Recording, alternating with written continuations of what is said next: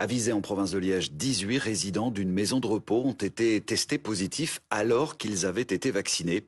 Ce qui a suscité évidemment beaucoup de questions. Ces contaminations sont-elles liées à la vaccination? Et puis faut-il donner une deuxième dose à des malades déjà vaccinés? Les explications sur place de Julien Modave et Julien Raouet. Ici, les résultats du dépistage de ce week-end ont surpris tout le monde. Alors qu'ils avaient plutôt bien passé la crise, soudain, 18 résidents sur les 90 et 8 personnes parmi les employés sont positifs au Covid-19. Directement, nouveau confinement en chambre, annulation de toutes les visites. Or, la quasi-totalité des résidents et du personnel ont bien reçu le vaccin 10 jours plus tôt. On sait qu'il faut 12 jours pour qu'il agisse. Alors, que penser de ces résultats? On est trop court avec le 10 jours.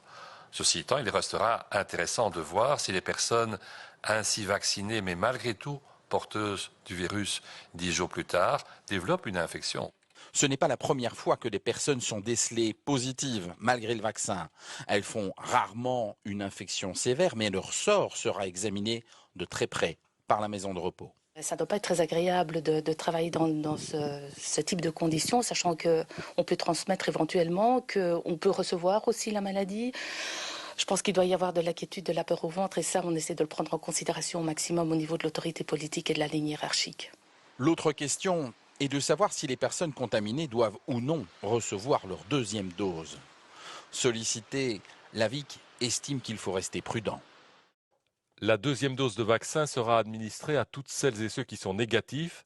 Les malades et positifs asymptomatiques ne recevront pas cette deuxième dose à la date prévue, mais ultérieurement. La question du lien avec la vaccination doit être examinée en tenant compte de l'état des connaissances qui sont limitées à ce sujet. Pour l'instant, seuls 2 résidents ont été hospitalisés. Une vaccination